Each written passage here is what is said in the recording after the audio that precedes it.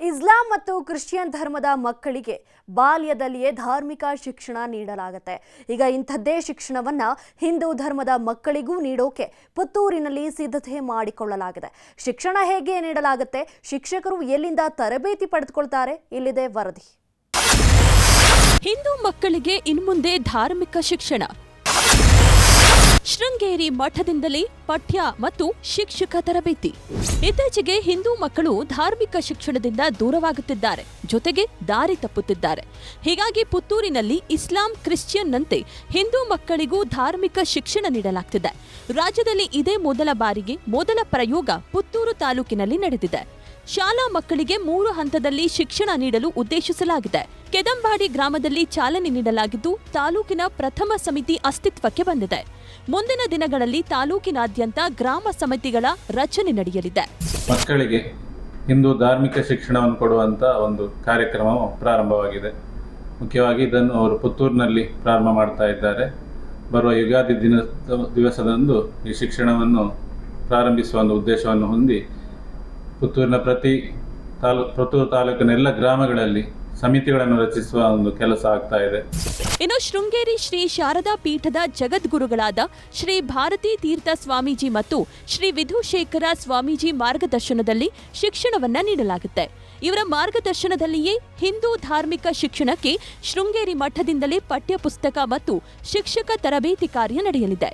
ಇದನ್ನ ಅನುಷ್ಠಾನಗೊಳಿಸಲು ಪುತ್ತೂರು ತಾಲೂಕು ಮಟ್ಟದ ಮೇಲುಸ್ತುವಾರಿ ಸಮಿತಿ ರಚನೆಯಾಗುತ್ತಿದೆ. ಹಿಂದೂ ಮಕ್ಕಳು ಆಧುನಿಕತೆಯ ಸೆಳೆತಕ್ಕೆ ಸಿಕ್ಕಿ ಧರ್ಮದಿಂದ ದೂರವಾಗುತ್ತಿದ್ದಾರೆ. ಇದನ್ನು ತಪ್ಪಿಸಿ ಹಿಂದೂ ಮಕ್ಕಳನ್ನ ಸುಸಂಸ್ಕೃತರನ್ನಾಗಿ ಮಾಡುವುದೇ ಧಾರ್ಮಿಕ ಶಿಕ್ಷಣದ ಗುರಿಯಾಗಿದೆ. ಈ ಶಿಕ್ಷಣಕ್ಕೆ ಬೇಕಾದಂತಹ ಮೆಟೀರಿಯಲ್ಸ್ ಅನ್ನು ಶೃಂಗೇರಿ ಮಠದಿಂದಲೇ ಒದಗಿಸುವಂತಹ ಕಾರ್ಯ ನಡೀಲಿಕ್ಕಿದೆ. ಹಾಗೆ ಯಾವ ರೀತಿಯ ಪಠ್ಯಕ್ರಮ ಇರ್ತದೆ, ಧಾರ್ಮಿಕ ಶಿಕ್ಷಣವನ್ನು ಯಾವ ರೀತಿಯಲ್ಲಿ ನೀಡಬೇಕು ಅಂತ ಪ್ರತಿ ಗ್ರಾಮದ ದೇವಸ್ಥಾನ ಇರಬಹುದು, ಅಥವಾ ಭಜನಾ ಮಂದಿರ ಇರಬಹುದು, ಅಥವಾ ಯಾವುದಾದ್ರೂ ಖಾಸಗಿ ಸ್ಥಳ ಯಾವುದು ಅನುಕೂಲ ಆಗ್ತದೆ ಅಲ್ಲಿಯ ಗ್ರಾಮಸ್ಥರೇ ನಿರ್ಧರಿಸಿ ನೀಡುವಂತಹ ಒಂದು ಕಾರ್ಯಕ್ರಮ.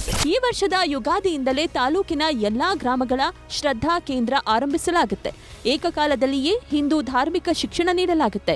1ರಿಂದ 4ನೇ ತರಗತಿ, 5ರಿಂದ 8ನೇ ತರಗತಿ ಮತ್ತು 9ರಿಂದ ದ್ವಿತೀಯ PUC ಹೀಗೆ 3 ಹಂತದಲ್ಲಿ ಧಾರ್ಮಿಕ ಶಿಕ್ಷಣ ನಡೆಯಲಿದೆ. ಇದಕ್ಕಾಗಿ 3 ಹಂತದ ಪಠ್ಯ ಪುಸ್ತಕ ಶೃಂಗೇರಿ ಮಠದಿಂದ ಸಿಗಲಿದೆ. ಅಜಿತ್ ಕುಮಾರ್, ನ್ಯೂಸ್ 18 ಪುತ್ತೂರು. ಕಲಬುರಗಿಯ ನಂದೂರ್ ಕೆ ಗ್ರಾಮದ ರೈತರಿಗೆ KIADB ಸಂಕಷ್ಟ ತಂದೊಡ್ಡಿದೆ. ರೈತರ ಒಪ್ಪಿಗೆ ಇಲ್ಲದೆ ಭೂ ಸ್ವಾಧೀನ ಮಾಡಿಕೊಂಡಿದೆ. ವಶಪಡಿಸಿಕೊಂಡ ಭೂಮಿಗೆ ಮಾರುಕಟ್ಟೆ ದರ ನೀಡದೆ ಹೋಗಿದ್ದಕ್ಕೆ ರೈತರು ಸಿಡಿದೆದ್ದಿದ್ದಾರೆ.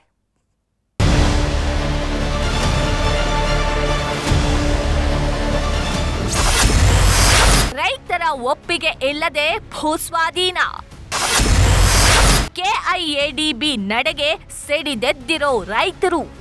ಕೈನಲ್ಲಿ KIADB ನೋಟಿಸ್, ಕಣ್ಣಲ್ಲಿ ನೀರು, ಜಮೀನಿಗಾಗಿ ಗೋಳಾಡ್ತಿರೋ ರೈತರು. ಇದೆಲ್ಲ ಕಂಡಿದ್ದು ಕಲಬುರಗಿ ತಾಲೂಕಿನ ನಂದೂರು ಕೆ ಗ್ರಾಮದಲ್ಲಿ. ನಂದೂರು ಕೈಗಾರಿಕಾ ಪ್ರದೇಶಕ್ಕಾಗಿ 600 ಎಕರೆ ಜಮೀನು ಭೂಸ್ವಾಧೀನ ಮಾಡಿಕೊಳ್ಳಲಾಗಿದೆ. ನಂದೂರು ಕೆ ಗ್ರಾಮದ ರೈತರ 600 ಎಕರೆ ಭೂಸ್ವಾಧೀನವಾಗಿದೆ.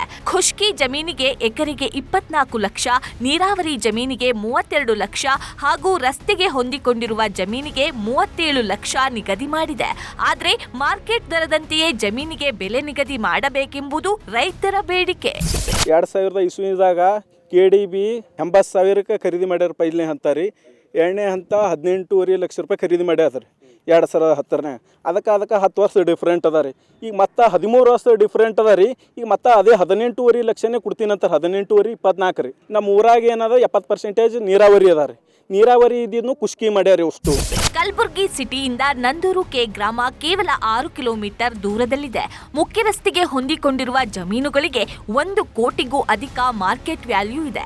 ಒಳಭಾಗದ ಜಮೀನುಗಳಿಗೆ ಕನಿಷ್ಠ ಅಂದ್ರೂ 30-35 ಲಕ್ಷ ಮಾರ್ಕೆಟ್ ಬೆಲೆ ಇದೆ. ಆದ್ರೆ KIADB ಮಾತ್ರ ಮಾರ್ಕೆಟ್ ವ್ಯಾಲ್ಯೂನ ಅರ್ಧಕ್ಕಿಂತ ಕಡಿಮೆ ಬೆಲೆ ನಿಗದಿ ಮಾಡಿದೆ. ಜಮೀನು ಸರ್ವೆ ಸಂದರ್ಭದಲ್ಲಿ KIADB ಅಧಿಕಾರಿಗಳು ಎಡವಟ್ಟು ಮಾಡಿದ್ದಾರಂತೆ. ನೀರಾವರಿ ಜಮೀನು ಇದ್ದರೂ ಸಹ ಖುಷ್ಕಿ ಜಮೀನು ಅಂತ ತೋರಿಸಿದ್ದಾರೆ ಎಂಬ ಆರೋಪವಿದೆ. KIADB ಎಡವಟ್ಟಿಗೆ ತೀವ್ರ ಆಕ್ರೋಶ ವ್ಯಕ್ತವಾಗಿದೆ. ಈಗ ರೈತರಿಗೆ ಅನ್ಯಾಯ ಮಾಡೋದಂದು ಕರ್ನಾಟಕ ಸರ್ಕಾರ ರೋಕ್ ಮಾಡತ್ತ ಪೂರಾ ಸತ್ತು ಹುಡ್ಲಿಯತ್ತಾರ ರೈತರಿಗೆ. ಹಂಗಾಗಿ ಏನಾಗ್ಯದ, ಯಾರು ಒಪ್ಪಿಗಿಲ್ಲ ಅಂದ್ರೂ ಸುಮ್ಮನೆ DC ಏನಂತಾರ 40 ಕಳ್ಸೀನಿ 30 ಕಳ್ಸಿ ಅಂತ ಅಲ್ಲಿ KDB ಆಫೀಸ್ದಾಗ ಹೋದ್ರು ನಮ್ಗೆ ಗೊತ್ತಿಲ್ಲ DC ಹೇಳ್ತಾಳ ಹೋಗ್ತಾರ. ಮಾರ್ಕೆಟ್ ವ್ಯಾಲಿ 80ರಿಂದ 1 ಕೋಟಿ ಅದ ರೀ ಒಂದು ಎಕರ್ಕ. ಒಂದು ಬಾಜು 40 ಕೂರ್ಸ್ಯಾರ, ಒಂದು 24 ಕೂರ್ಸ್ಯಾರ, ಒಂದು 32 ಅನ್ಯಾಯ ಮಾಡ್ಯಾರ ಹೊಸ ಮಂದಿಗೆ. ನಂದೂರು ರೈತರ ಪಾಲಿಗೆ KIADBಯೇ ಕಂಟಕವಾದಂತಾಗಿದೆ. ರೈತರ ಆಕ್ರೋಶ ಮತ್ತಷ್ಟು ಭುಗಿಲೇಳುವ ಮುನ್ನ KIADB ಜಿಲ್ಲಾಡಳಿತ ಎಚ್ಚೆತ್ತು ರೈತರಿಗೆ ಸೂಕ್ತ ಬೆಲೆ ನೀಡಲು ಮುಂದಾಗಬೇಕಿದೆ. ಅರುಣಕುಮಾರ್ ಕದಂ, ನ್ಯೂಸ್ 18 ಕಲಬುರಗಿ.